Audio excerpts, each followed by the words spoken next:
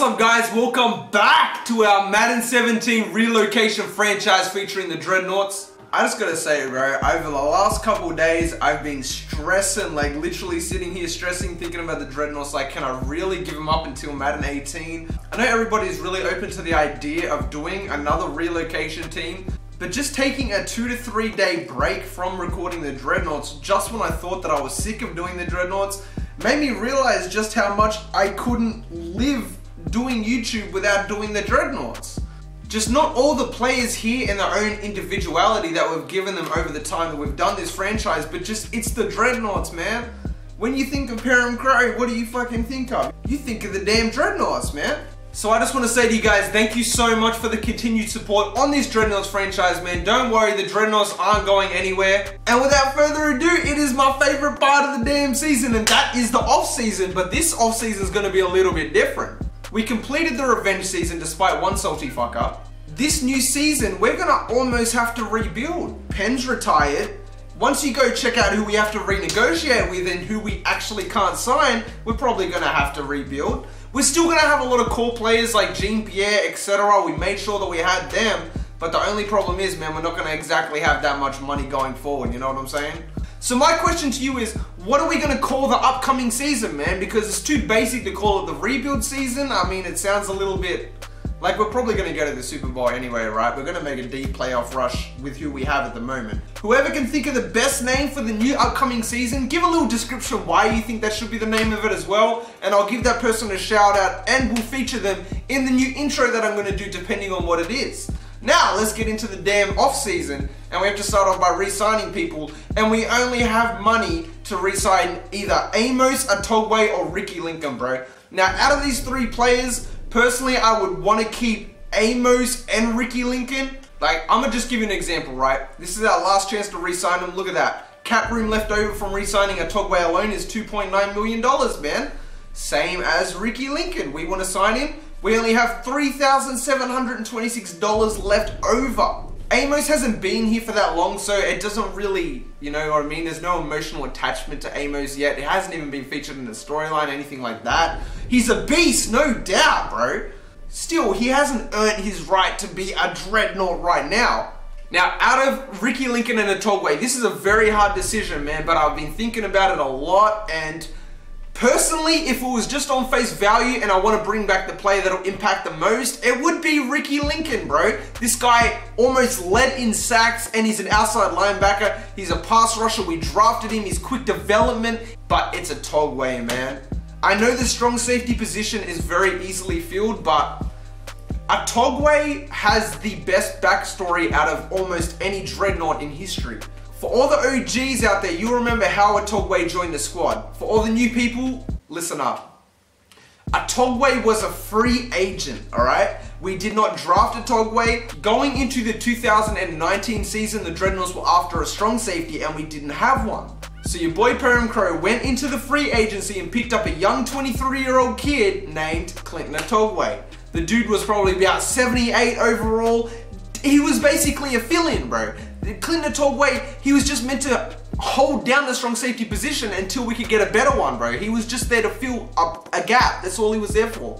That all changed when Clinton Atogwe made probably the most clutch play I've ever seen in my entire life. And I'm actually going to go and put in the effort and show you guys the clip that I'm talking about.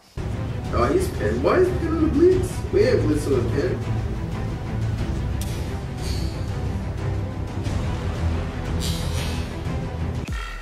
We fumbled it. Let's go, baby. That is literally the most clutch play I have ever seen. That is crazy. The principle isn't that that game mattered at all, bro. We still would have made the playoffs whether we lost that game or we won it. The point is there was a little kid who did not get drafted, was in the free agency, joined a team that was willing to take a gamble on him, and he fucking came to play, alright? As hard as it is to give up Ricky Lincoln, and I promise to God, guys, if there was something I could do, like anything, to get Ricky Lincoln as well, I would 100% do it, but the point is his rookie contract is up, and we can't afford him. And that is why I've decided to hit up Ricky Lincoln and see if he wants to come back, man.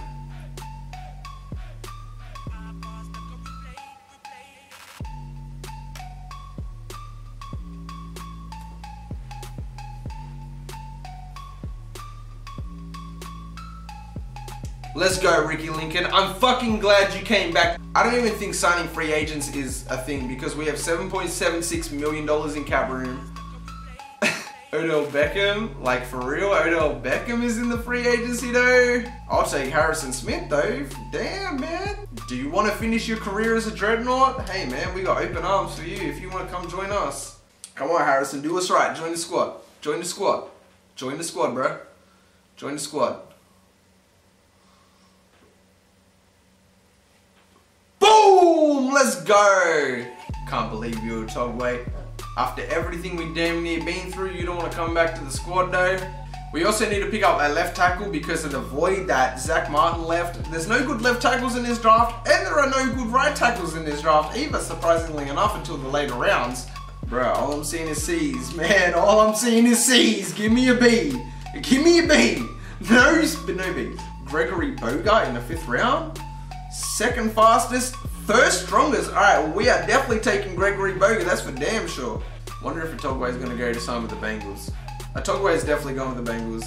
Let's go check that out right quick. He did.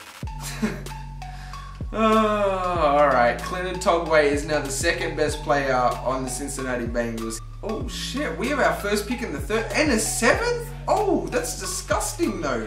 We are targeting a couple of people in the 5th round, so I think we should be all good, man. I think Gregory Bogart should be able to fill the much needed void. We got Harrison Smith, which I'm incredibly happy about. Odell Beckham is going to the damn Steelers, man. Zach Martin is going to the Patriots. Okay. Otogwe's bitch ass is going to the Bengals. The Steelers picked up a new quarterback, and on top of that, they picked up a brand new receiver. So I feel like that guy that just got picked up, a quarterback, is definitely going to have a good season. Start the NFL draft, boys. We don't have a pick for a long ass time, so I'm going to go ahead and skip to our next user pick, which is somewhere in the 3rd round.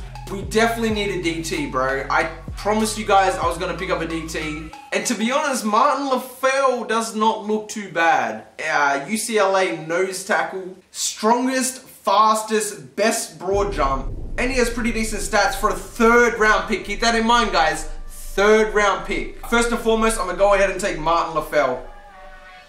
Let's go, bruh. Martin LaFleur is ranked 25th in true talent, and we drafted him at 75th. That is what we came here to do, boys.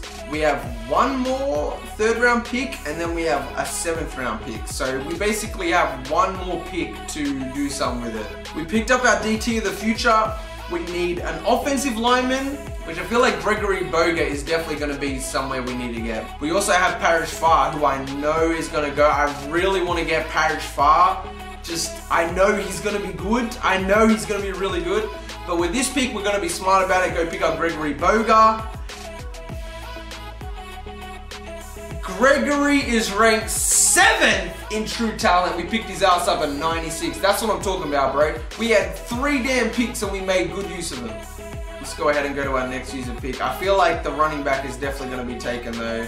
Oh my god, it's Mr. Irrelevant. Who is going to be Mr. Irrelevant? Chucky Ford? I don't think so. He's the fastest though?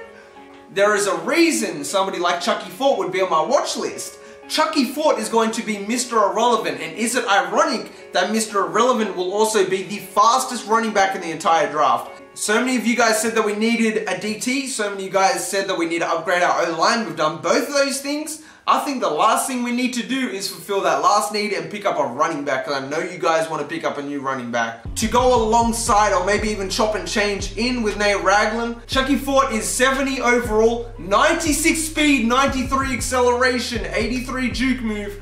You know this is going to be a hell hard game to play, considering we are now technically in a rebuild. Alright man, checking out the official updated lineup for the 2022 season. We have, this is exactly what you're looking at right now, ladies and gentlemen. We have officially entered somewhat of a rebuild mode. We have our new right tackle, Gregory Bogart. Hopefully he can grow some ties with Kawhi Page-Moss. We're still rocking with triplet at quarterback. We have Nate Ragland at running back 1, backed up by Mr. Irrelevant himself, Chucky Ford. Let me know if you guys want to see some Chucky Ford gameplay, because if you guys are down, I'm willing to unleash at 96 speed. As for the defense, we are rocking with Harrison Smith at free safety. We are going to put Eugene Herron at the strong safety position because just looking at this dude's overall build, 6'4", 210 pounds, seems to be more of a heavy hitter than Harrison Smith. I want Harrison Smith to play more of a, like, literal strategy-based defense. I want this guy to be able to catch picks, everything like that, bro. I want this guy to be able to be on this side of the field and then be on that side of the field, bro. Eugene Herron has been changed to strong safety purely to suit the needs of the team. I want this guy to be able to hit fucking hard, bro. Checking out our linebacker core, we have Angel McKinney, Regis Buchanan, and Ricky Lincoln. Now, obviously with Penn's departure, it's not going to be the same season, man. Penn has officially retired. Maybe he'll pull a Marshawn Lynch, maybe he won't. For this season in particular, I'm going to be using Regis. I know a lot of people really like Regis, so I hope you guys are happy, man, because I'm officially going to be using Regis for the entire season on defense. On the D line, I know it says we are running a 3-4, but we are technically running a 4-3 because we run that Pats D, which has both a 3-4 and a 4-3 in it. Kenan Witherspoon, backed up by our new draftee, LaFell. We're going to have Kimdichie and Khalil Mack on the ends. Enough fucking said, right? It looks extremely decreased in terms of talent, but I feel like this squad right here, these dudes right here, my boys, my Dreadnoughts, are going to be able to still get it done, man. Harrison Smith, I hope you enjoy being a Dreadnought, man. Alright, man, enough said. We're going to be taking on the Seattle Seahawks in week 1. I hope you guys did enjoy this episode of our San Antonio Dreadnoughts complete off-season, man. If you guys did enjoy, don't forget to smash the thumbs up button, man. That being said, I'll catch you back next episode, man. I appreciate you guys rocking with me, and I appreciate you guys taking the time to watch this video. Peace, man.